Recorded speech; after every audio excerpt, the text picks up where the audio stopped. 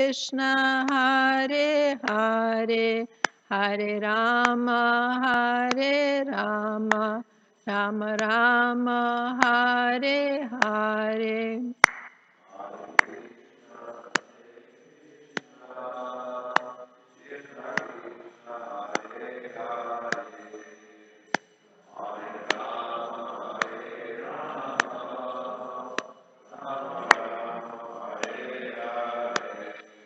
Hare Krishna,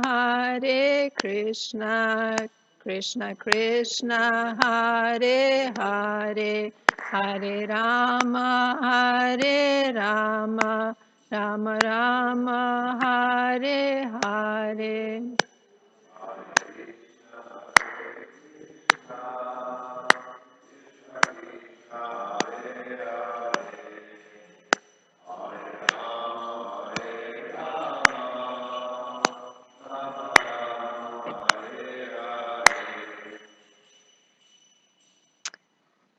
Kishore Kishori ki jai, Jagannath Baladev Subhadra Marani ki jai, Gaunitai ki jai, Srila Prabhupada ki jai, all glories to the assembled devotees, all glories to the assembled devotees, all glories to the assembled devotees.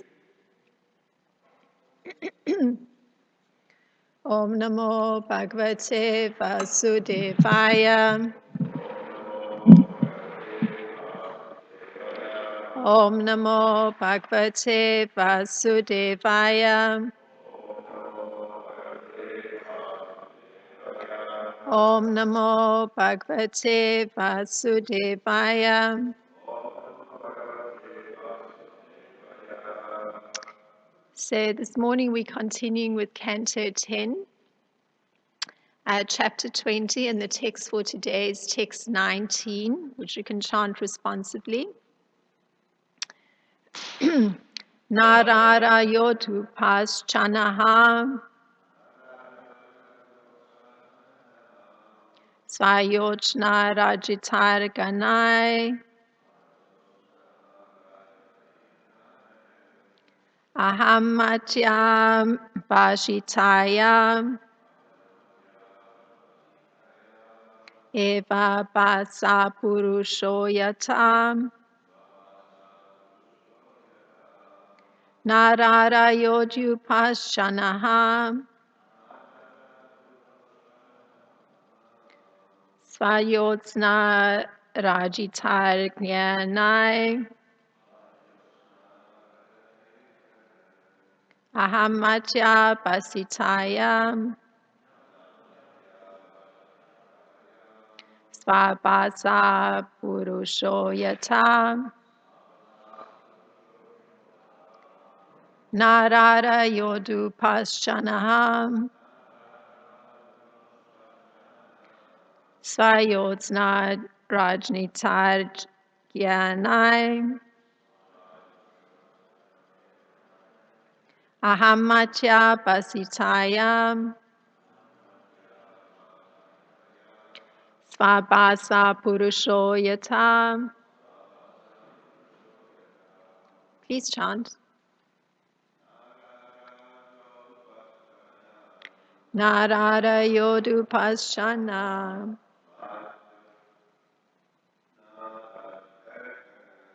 Svayotsna Rajitai Ganai Ahamatya Basitayam Svabhasa Purusho Yatam Narara Yodupaschana Svayotsna Rajitai Ganai Ahamatya Basitayam Svabhasa Purusho Yatam Narara Yodupaschana Svajosita Janai Ahamatya Basitayam Svabhasa Purusho Yatam Narada Yodupashana Svayotsna Rajitarganai Ahamatya Pasitaya Swabhasa Purusho Yata Narada Yodupashana Svayotsna Rajitarganai Ahamatya Pasitaya Swabhasa Purusho Yata. And the word for text 19, Nararaya,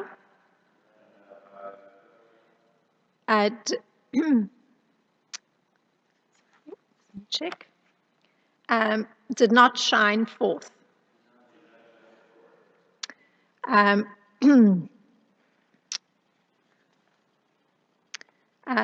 Udupa,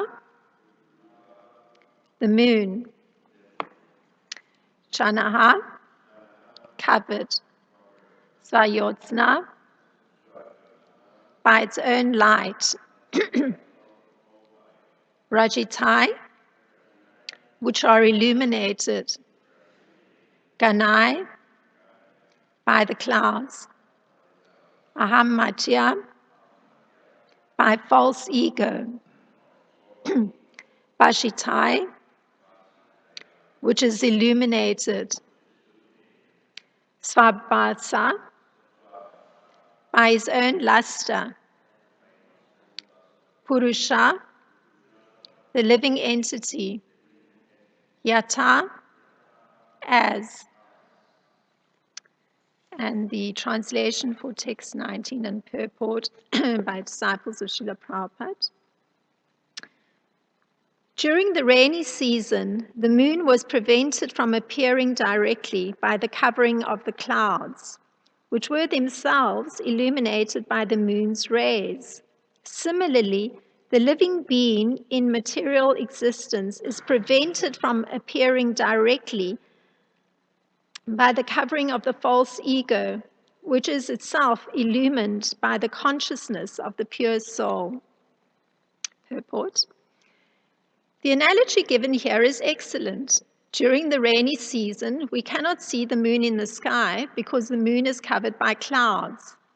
These clouds, however, are radiant with the glow of the moon's own rays. Similarly, in our conditioned material existence, we cannot directly perceive the soul because our consciousness is covered by the false ego, which is the false identification with the material world and the material body. Yet, it is the soul's own consciousness that illumines the false ego. As the Gita describes, the energy of the soul is consciousness.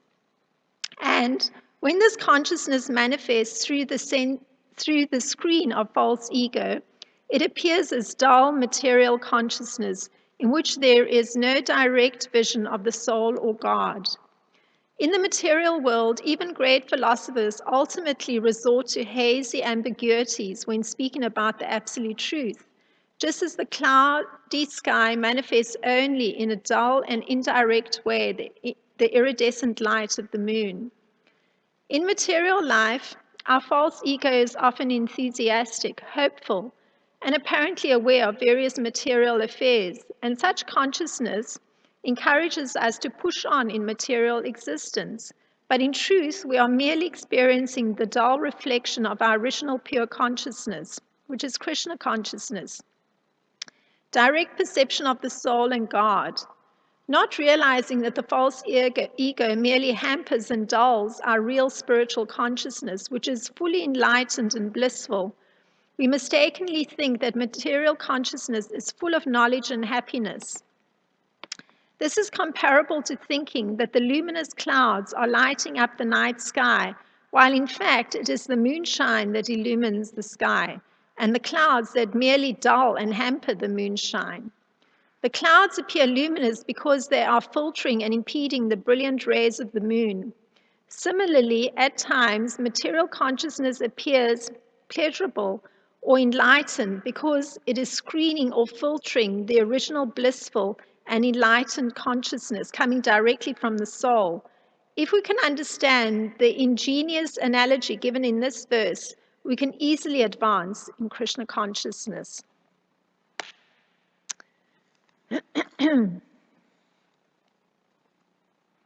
Om Jnanatimandasya Gyananjana Shalakaya Chakshurunmilitam Yena Tasmai Shri Gurave Namaha Shri Chaitanya Manopistam Stapitam Yena Bhutale Swayam Rupa Kadamayam Tadati Swapadantikam Vandeham Shri Guru Shri Yuta Padakamalam Shri Guru Vaishnavamscha Shri Rupam Sagrajatam Sahagana Raghunatam Vitam Sajivam Sadvaitam Savadutam Parijana Saitam Krishna Chaitanya Devam Shri Radha Krishna Padan Sahagana Lalita Shri Vishaka Vitamscha.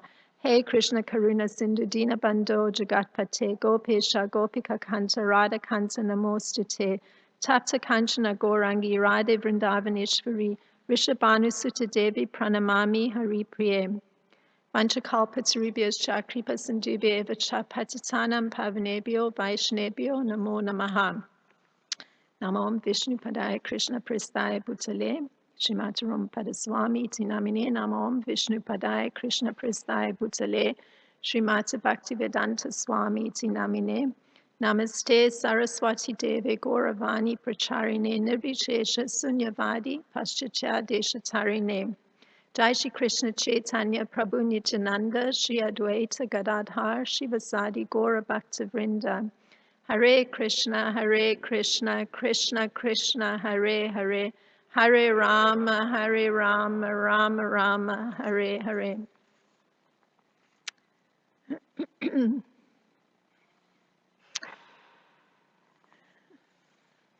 I've had a long absence from sitting in this spot, so I'm having to adjust.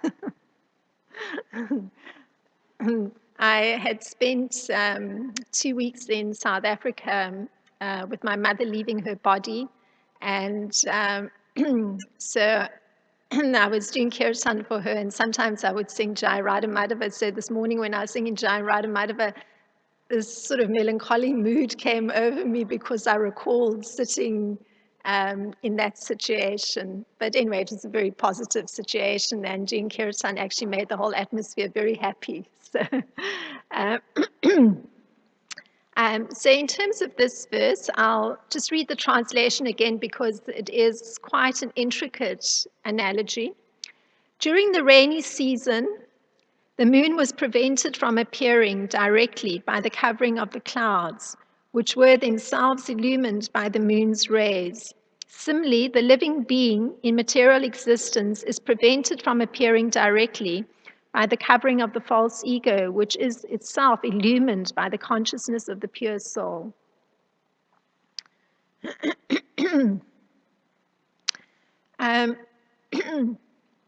So the analogy is broken down by the disciples of Srila Prabhupada in the purport.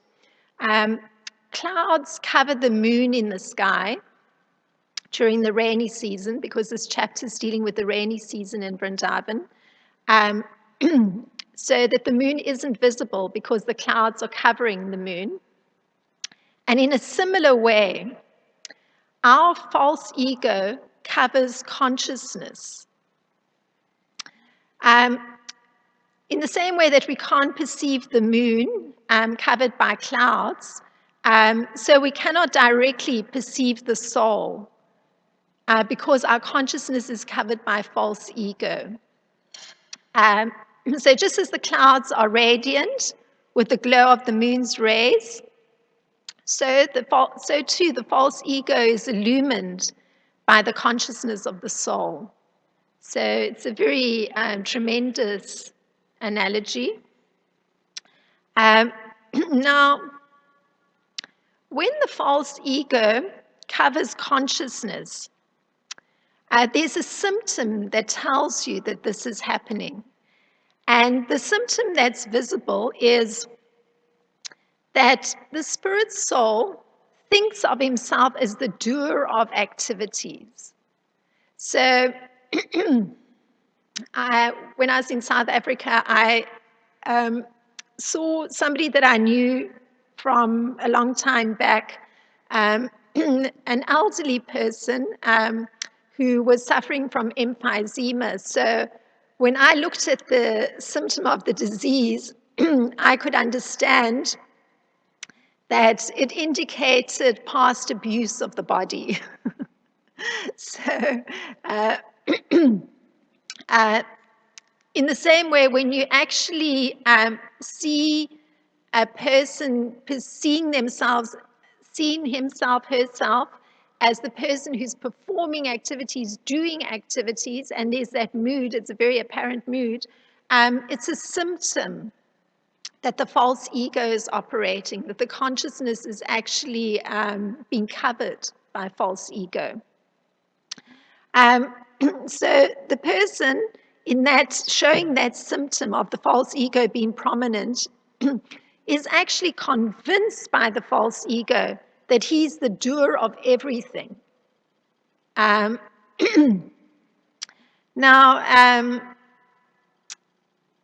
the ego is that part of the individual which is what the individual is aware of. So there's an awareness of how one is seeing oneself, or how one's seeing one's activities, or how one is seeing one's capacity. And so introspectively, an individual is aware of and recognizing what's happening externally, or their attitudes. Even on the internal level, the person is aware of their mental state. So this is the ego. There's a kind of reflective quality to the ego. A person sees themselves performing actions, or a person is aware of how they're seeing themselves in relation to actions. So that sort of reflective aspect, that's the ego. And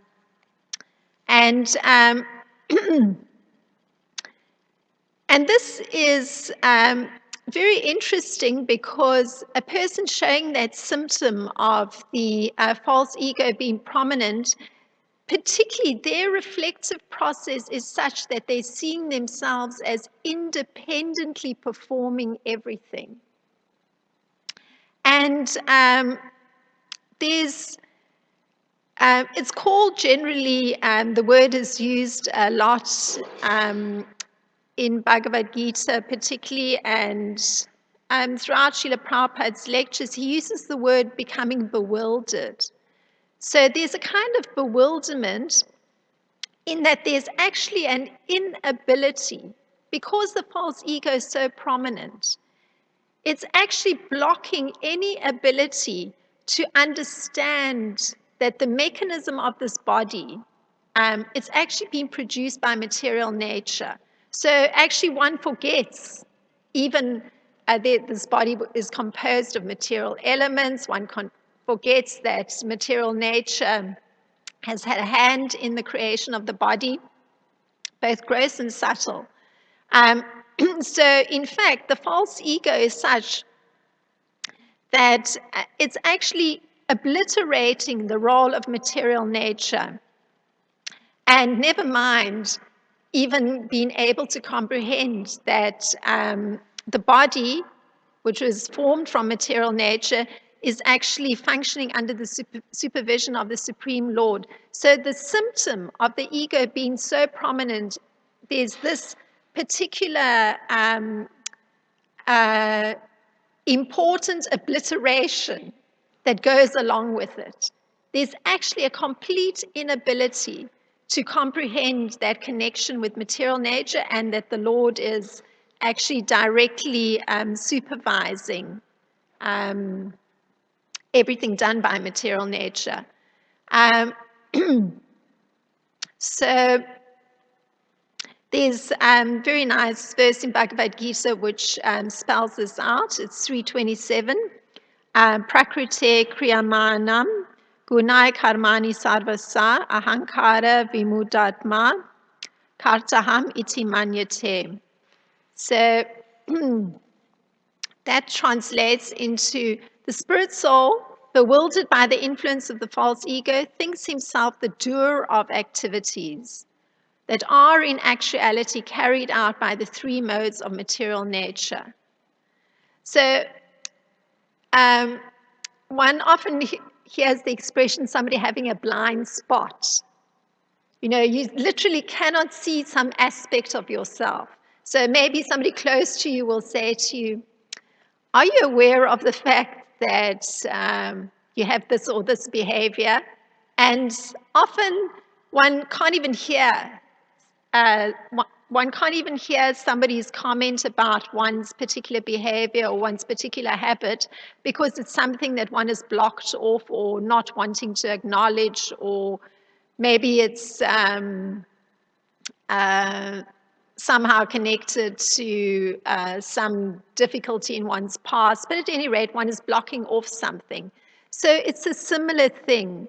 When the false ego is there, this idea that oneself is responsible, one is doing everything, it goes along with a very big blind spot. One can't connect the body to material nature. One certainly can't even understand that the Supreme Lord is supervising how the body is functioning, how material nature has put everything together. So Srila Baladev Vijayabhusan, he explains that the person who's hopelessly confused, so this is this word bewildered, it's been hopelessly confused by the ego with its mistaken ideas, thinks that he's the doer of all actions, and that word is karmani.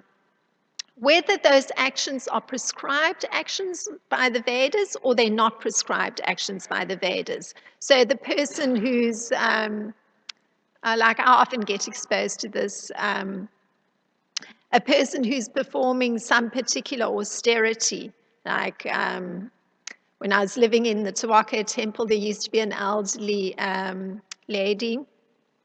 At that time, she wasn't initiated, and she tended to be disapproving of a lot of things. And every now and again, she would undertake the austerity of remaining silent, like not speaking, which clearly was a good austerity for her. But if one is seeing oneself as the performer of that austerity, it's also on the false ego plane. And never mind if it's just regular activities of, perhaps being able to meet one's work demands or one's family duties. And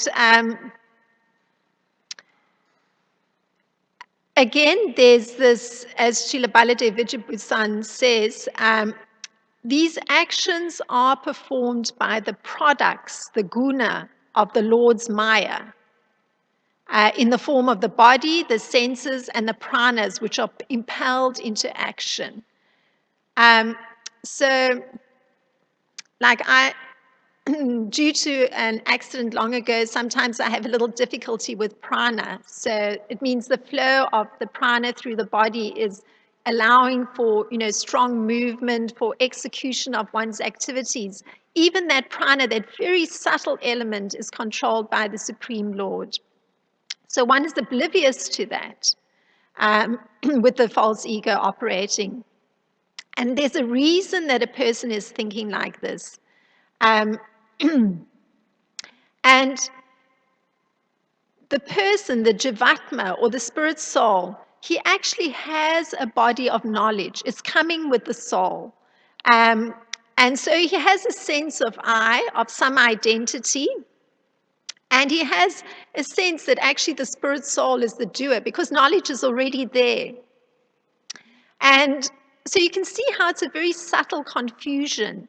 If that reflective component of how one sees oneself and one's functioning is on the ego plane, then one is identifying with that ego, how one sees oneself. I am a good provider, or I'm an excellent mother, or whatever the case is. There's a confusion that's happened because that sense of our identity, the I factor, is actually something that's coming from the spirit soul. So the spirit soul has a sense of identity, an I, and is actually the doer. But because the ego, that blind spot, is operating, then there's that confusion of identifying with the reflective component. Oh, I'm performing these activities. I am that person who has the capacity to perform these activities. So it's a very subtle thing. This is part of that confusion that comes from the fact that the soul is present, but there isn't an understanding of the soul being present. But nevertheless, it's still operating. It's giving a sense of identity. So this is Srila Baladev Vijayabhusan's explanation. And he explains, this is from Gita Bhushana, he explains how it is that the consciousness is covered. And the consciousness is covered because one is overcome with impressions. And the word is vasana. That have come from enjoying material sense objects from way back. There's a whole history of many lifetimes that one has been enjoying sense objects. So it means that actually there's impressions that have been left from enjoying those objects. And it's actually, one is overcome with those impressions. So there's some sort of sense of enjoyment because of these impressions.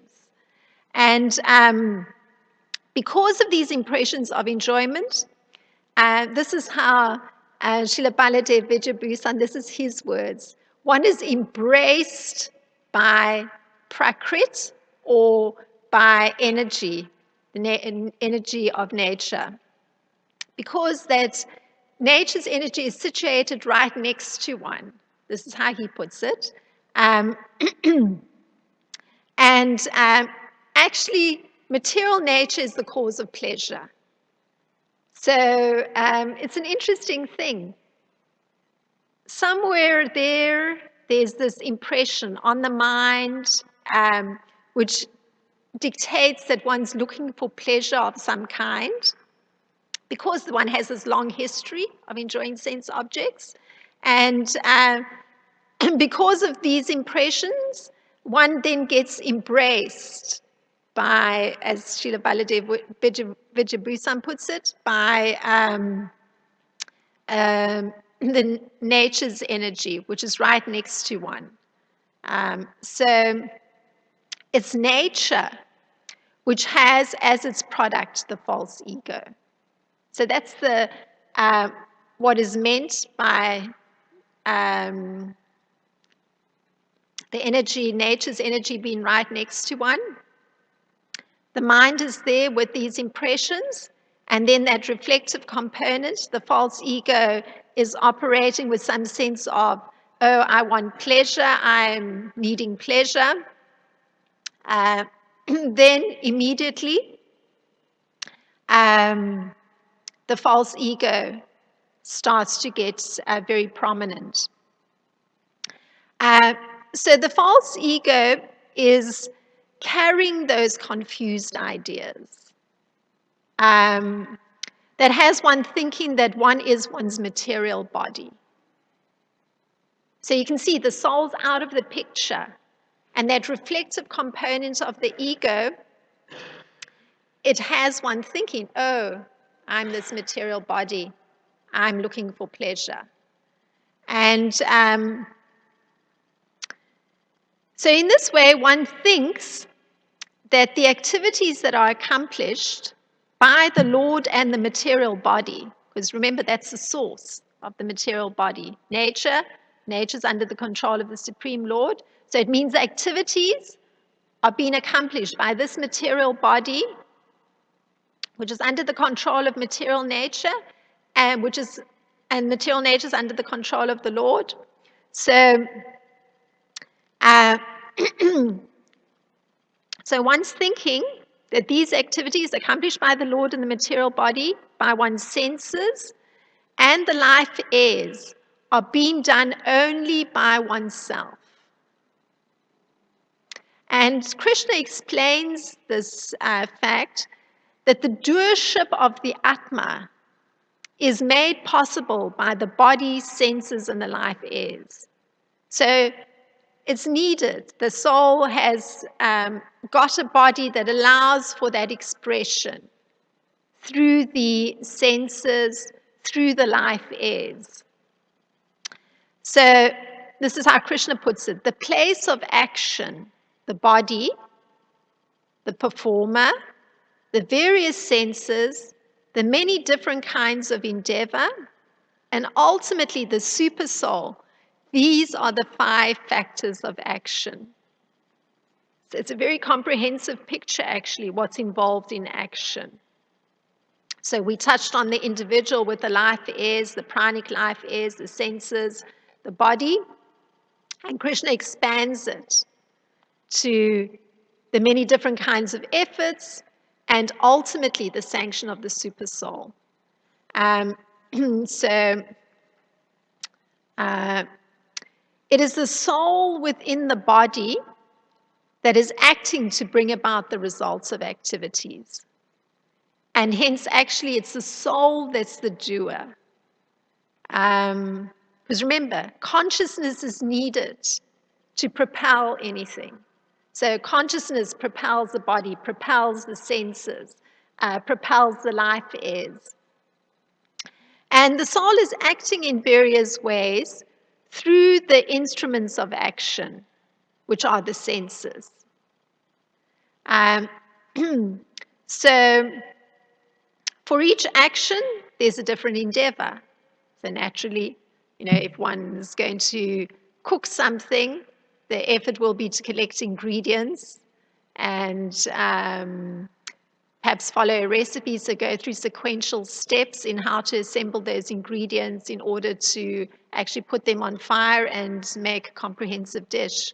So that may be different from perhaps choosing to study, where the effort will be to focus one's attention on a particular text and think about it very carefully and examine the analogies as we're doing here.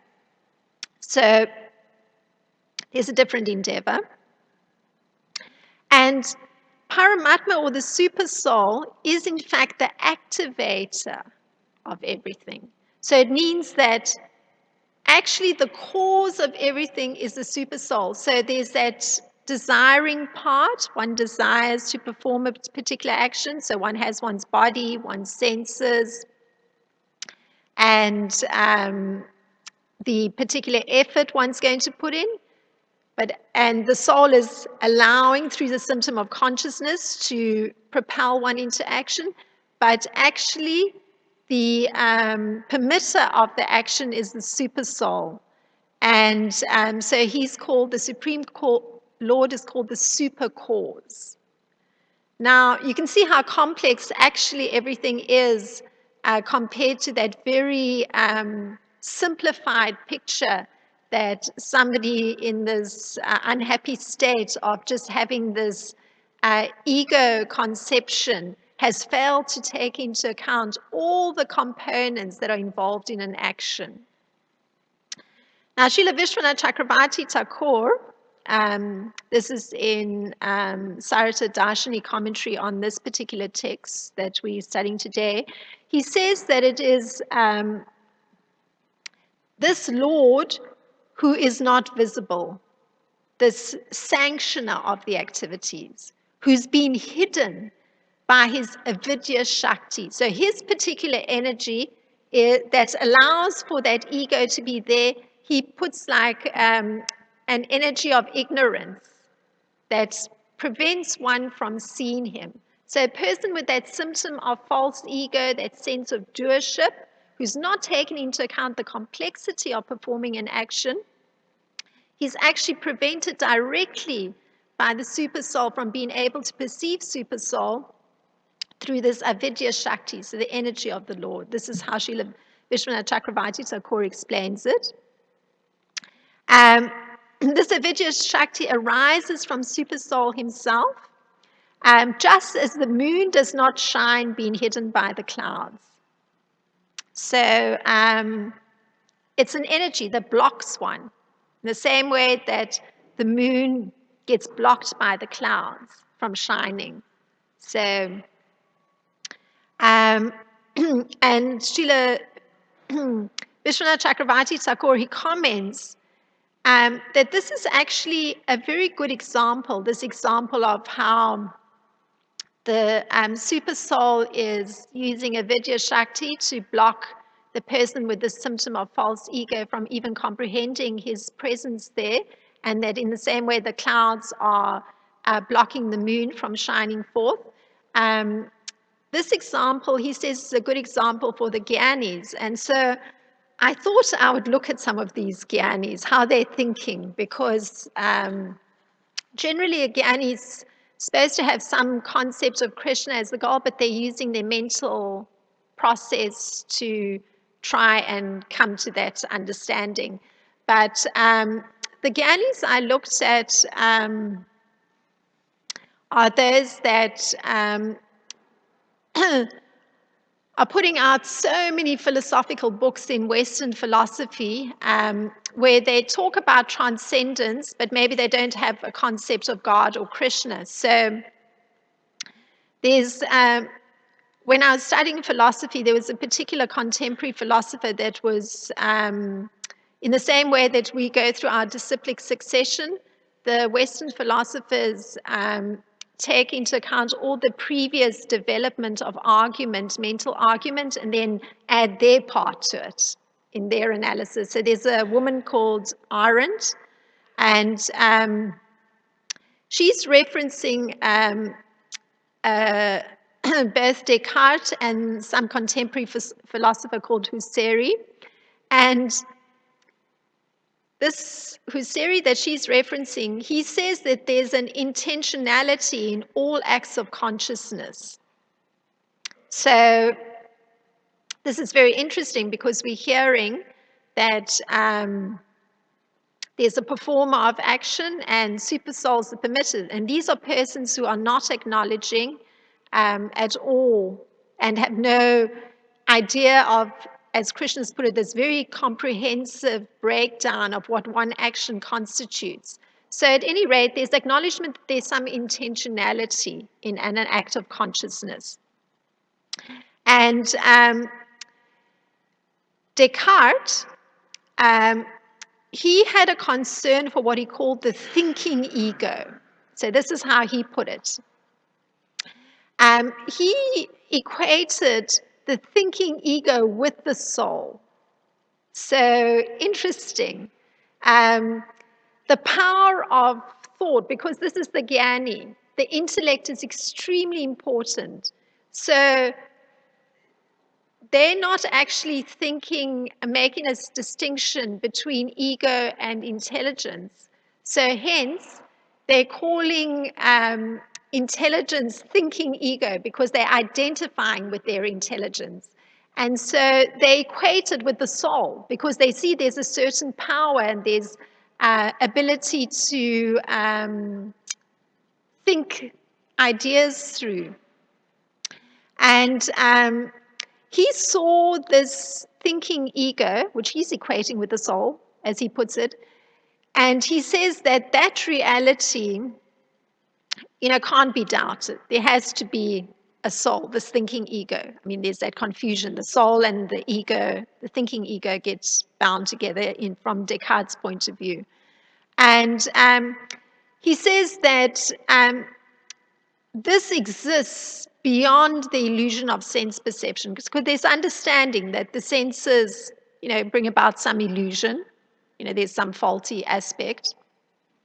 But he thinks that the thinking ego, this intelligence, this capacity to think, the soul, as he equates it with the soul, is actually even beyond the power of an all-powerful. So you can see there's a direct challenge with Krishna, that there's superiority of this thinking ego, this soul, that is not even under the control of an all-powerful being. So it's a direct challenge. I mean, the atheistic view. And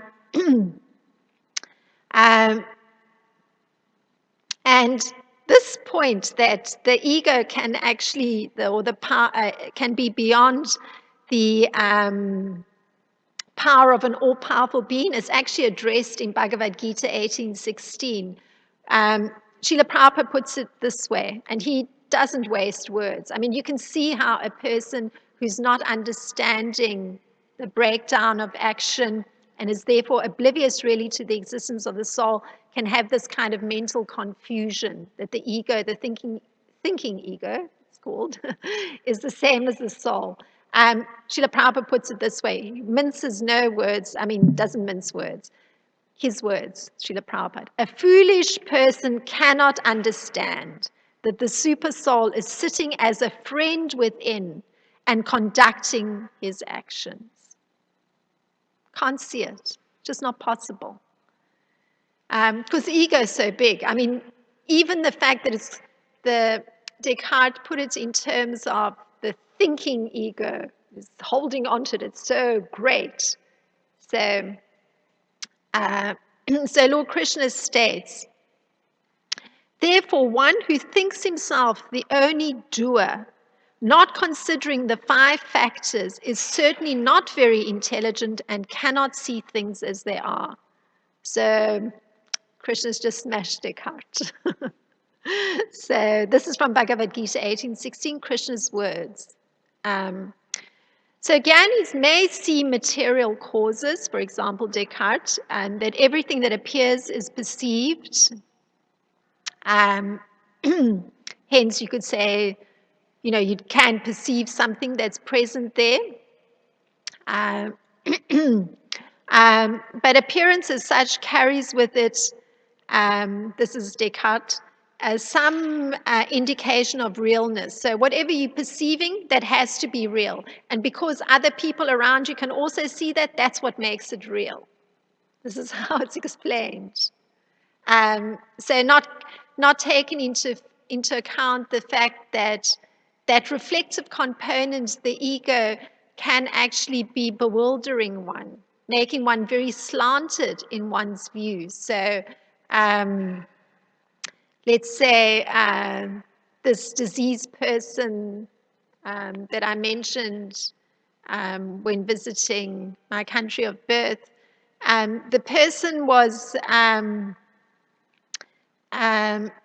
just able to see the very realness of the current illness. But the ego part, the reflective component, could acknowledge that actually the illness is the cause of previous activities that were done, perhaps too much smoking, never mentioned at all. So this is how the ego operates. I'm a healthy being, I'm very healthy. So now that I'm sick, oh, well, no connection with the activities that brought about the sickness, because I'm healthy. I identify with my body is a healthy body. So can stand abuses as I wish. So in some sense, the breakdown of the Gyanis, like Descartes, you could say that it's consciousness through the screen of false ego. They're looking with false ego. So the might of thinking is prominent, but it's actually dull material consciousness. So even all the grappling with concepts, it's still very dull material consciousness because it's not been illumined by the soul, because there's no acknowledgement in that activity, that particular endeavor of trying to analyze the the way that thinking is making sense of the world. It's not acknowledging the senses fully themselves. It's not acknowledging the sanction of the Supreme Lord that's permitting that activity to be performed. There's no concept of the Supreme Lord, and that we understand has been created by the Supreme Lord, that they cannot see him because there is that ego operating in such a powerful way. So in this purport, there's mention that we mistakenly think that material consciousness is full of knowledge and happiness. But it is our spiritual consciousness which is fully enlightened and blissful. And this is those three verses following one upon the other in the 18th chapter. So Bhagavad Gita 18:18. One who is not motivated by false ego, whose intelligence is not entangled, though he kills men in this world, does not kill, nor is he bound by his actions. So very interesting. The ultimate position of being in blissful, enlightened consciousness, coming directly from the soul, is one in which one knows that the instruments of work, himself as the worker and the Supreme Lord as the sanctioner, is perfect in his actions. So when one has that understanding, every action one performs is perfect. And this is part of the beauty and the satisfaction in Krishna consciousness. Operating with that understanding, even simple actions, like I regularly have to cook a meal, there's a sense of completion and everything is perfect because there's an understanding that there was that sanction of the Supreme Lord, the endeavor I performed, the usage of my senses for his pleasure. It makes the whole action completely perfect. And so one who's acting in Krishna consciousness under the direction of Supersoul, even if their action is one of killing, which is in the case of Arjuna, which was his duty. So his duty wasn't cooking, his duty was killing on the battlefield. He's in fact not killing because it's with the sanction of Supersoul. So it means that he's not affected by any reaction. And the wise person is the person who has the power to think, knowing that his action is dependent on the Lord. It's absolutely essential to have that understanding. So one doesn't think that he's the only doer. And in addition, his intelligence is not contaminated by desires for the results of his actions. So you can see that even philosophers, the Gyanis, have this problem. They think they're the only doer, and their intelligence is such that they're looking for results for their actions. That sense of perhaps academic pleasure that they've now hit upon a point that the previous philosopher didn't hit upon, or had developed something from previous philosophers. So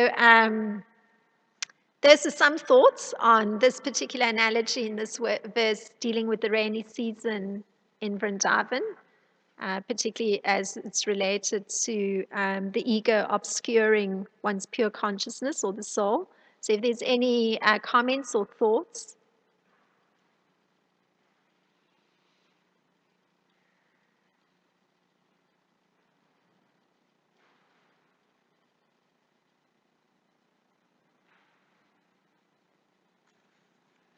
I just had a quick connection.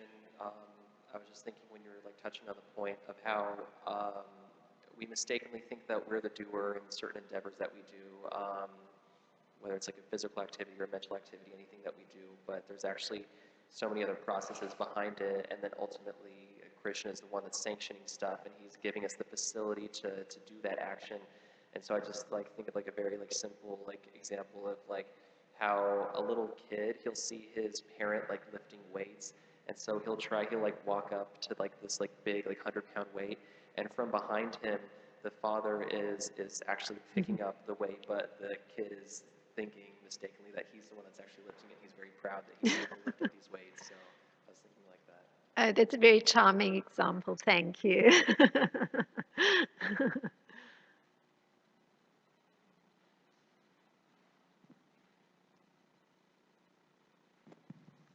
Mataji, thank you for your class, and I concur with Prabhu's in your class that the most essential factor is Krishna sanction in anything we do. And sometimes we forget that. Many times, and when I was meditating on this verse, this is an observation we see throughout the scriptures. People who are influenced by the false ego are devoted to being the principal, Those who are influenced by the soul are devoted to having principles. And since Govardhan Leela is coming up, I know Adam, you probably appreciate that phrase. Govardhan Leela is coming up. We see that Indra, he was devoted to being the principal. I'm right, and the residents of Vrindavan are wrong. But why was he miserable? He didn't have principles. So that's one lesson I take in my Krsnarcana. What is the use of being the principal if we're miserable because we don't have principles? And so we see Indra, because he thought he was a principal, let me kill the residents of Vrindavan. So he thought he had control. He was the supreme controller because he thought he had control over who lives and who dies. And we may not, in our lives, we may not try to kill others, but sometimes we think we have control over whose reputation lives and whose reputation dies. Why? Because we're influenced by the false ego. And so there's a nice quote. It says, as long as a word remains unspoken, you are its master. As soon as you utter it, you are its slave. And we see that only Krishna could say and do anything he wants because he's the supreme controller. But we have to be very mindful. Vacho vegam, mano vegam. Be very careful of our thoughts and words. So my question is that sometimes in our devotional practices, we think nobody can see me slandering others in secret. Oh, you shouldn't associate with that devotee. But then, what is the criteria for us committing aparadhas? Because we see in the Ramachandra Puri pastime, his guru aparadh, he couldn't see any good in the Vaishnavas. All he would go around is just finding fault with others. And that's the result of Vaishnava aparadh, guru aparadh.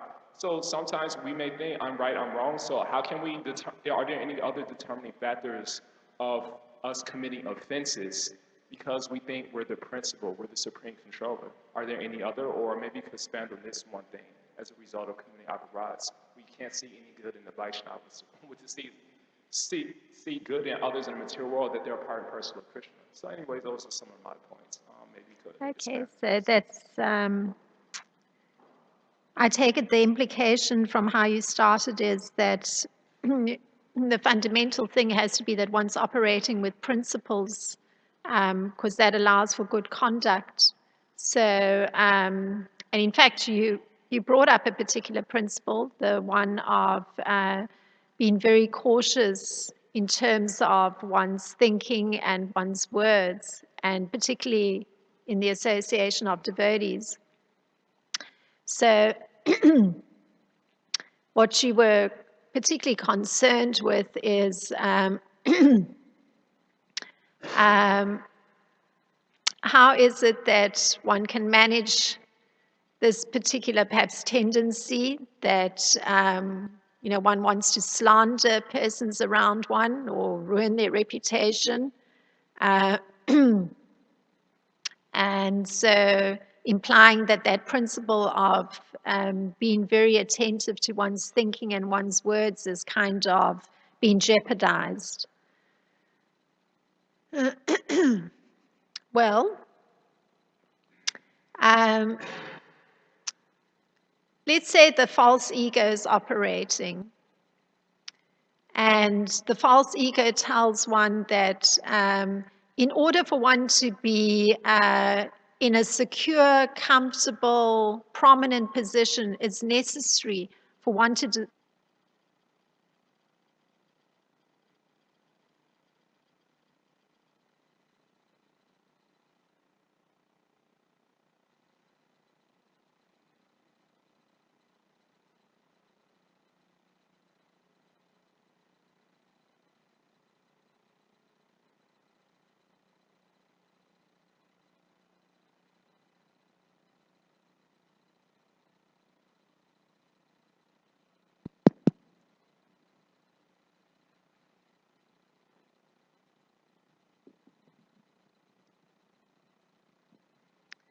So this issue that so it may be that the false ego is operating where it's necessary, in order for one to shine well, it's necessary to put others, to cast a dim light on others. So that would be how the false ego is thinking or operating.